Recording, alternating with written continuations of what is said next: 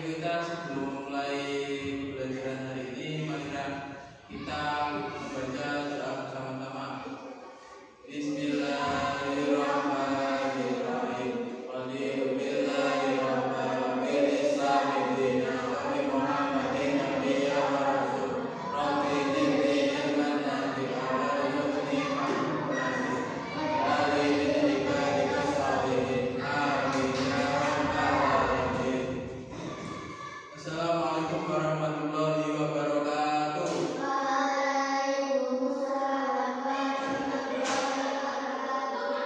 Sebelum kita mulai pelajaran hari ini, marilah kita membaca Pancasila terlebih dahulu.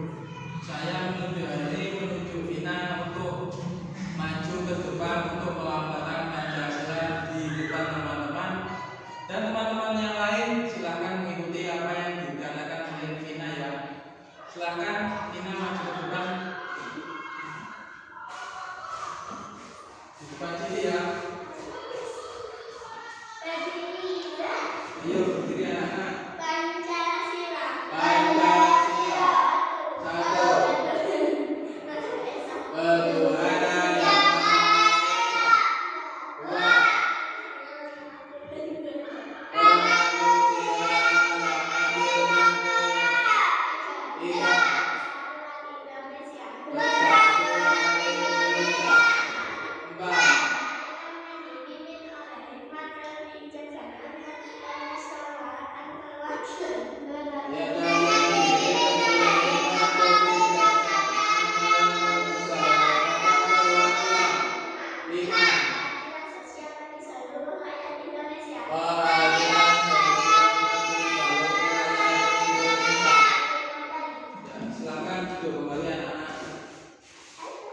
Setelah ini kita akan belajar tentang hidup rukun di rumah ya. Ayo silahkan dibukanya itu, yang buku kalian silahkan dibuka bab hidup rukun di rumah ya. Apa yang kalian pernah ketahui tentang hidup rukun di rumah itu apa?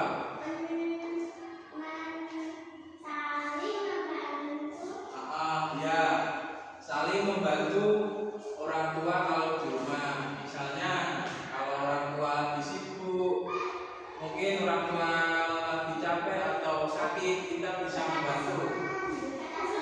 Ya, berkata sholat juga.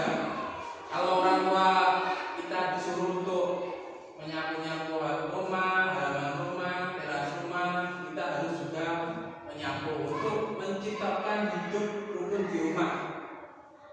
Karena kalau tidak dimulai dari diri kita, maka hidup rukun itu tidak akan tercipta ya. Kesadaran kita untuk hidup rukun itu harus di diri kita, orang tua harus juga rukun kepada anak-anaknya, dan juga sebaliknya seorang anak harus rukun kepada orang tuanya ya, sehingga terciptalah keluarga yang harmonis. Apa? Caranya hidup rukun di rumah itu adalah dengan cara kita itu harus saling menyayangi, mengasihi, menghormati, dan harus saling terbuka ya. Misalnya kalau kita ada masalah, ada sesuatu, itu lebih baik langsung dibicarakan langsung ya, daripada nanti memendam di hati, nanti nggak tahu keinginannya itu bagaimana. Lebih baik langsung dikatakan saja, supaya orang tua itu tahu anaknya itu kepengen apa, itu orang tua dia tahu, dan juga sebaliknya seorang orang tua itu harus juga tahu keinginannya anaknya itu pengen jadi apa, itu orang tua harus menyampaikan kepada anak-anaknya ya. Jadi seperti itu, hidup rukun di rumah itu harus dimulai dari rumah terlebih dahulu. Ketika di rumah itu kita sudah rukun, maka ketika nanti kita terjun di sekolah, di masyarakat, kita sudah bisa memulai hidup rukun.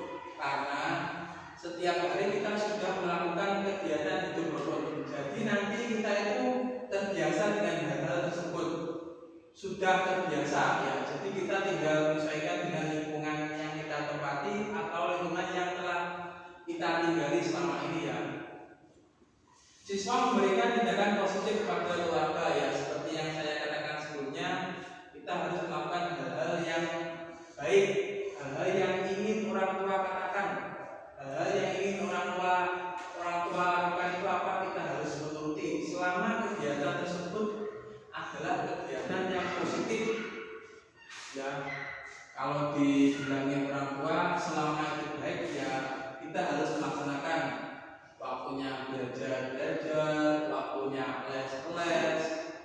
waktunya ngaji-ngaji, waktunya bermain, boleh bermain, tapi harus tahu waktu.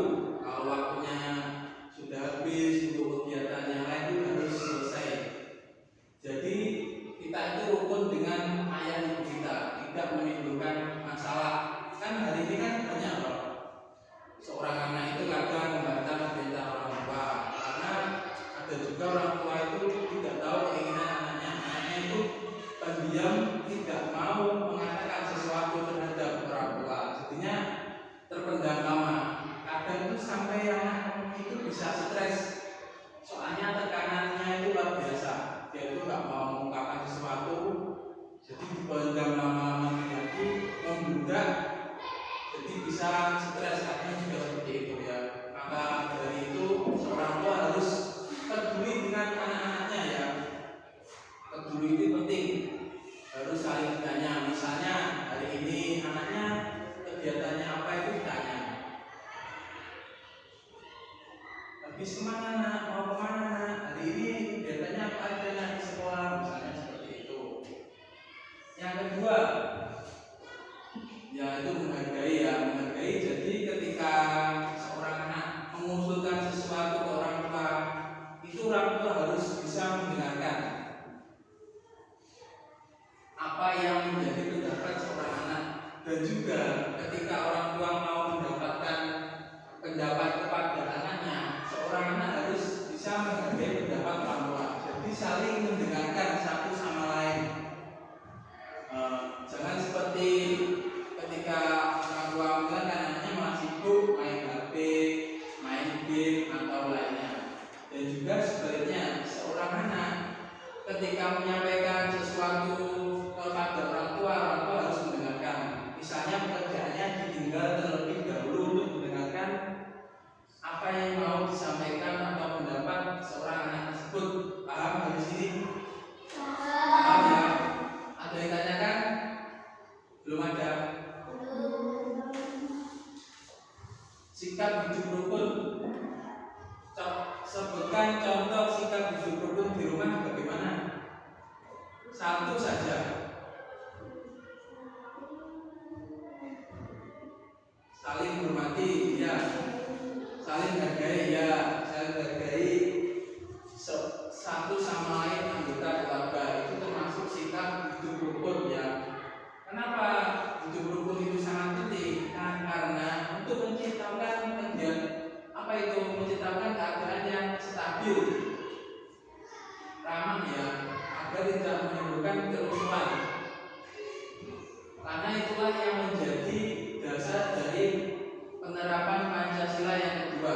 Bagaimana bunyi penerapan atau bunyi Pancasila yang kedua? Bagaimana bunyinya? Ya, kemanusiaan yang adil dan beradab. Jadi kita itu sebagai masyarakat atau sebagai seorang manusia, kita harus adil dan beradab. Jadi maksudnya adil itu ya harus kita itu bisa menempatkan sesuatu pada tempatnya. Sama orang lain itu juga adil, jangan pilih-pilih. Itu bukan, kita itu tidak bisa menerapkan nilai-nilai Pancasila yang kedua, beradab. Jadi sebagai seorang masyarakat atau diri kita harus bisa mempunyai adab kepada orang lain. Kalau di rumah kita punya adab kepada orang tua, ya kita harus menghormati, menghargai yang lebih tua.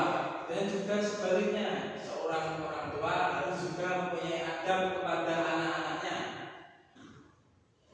Ya jangan sebagai seorang tua nanti seenak-enaknya sama anaknya, mungkin di kekerasan itu tidak boleh. Seorang anak harus bisa mendapatkan hak-hak sebagai anak, dan seorang orang tua tidak boleh melakukan hal yang seenaknya kepada anaknya. Jadi semua harus mempunyai adil dan beradab kepada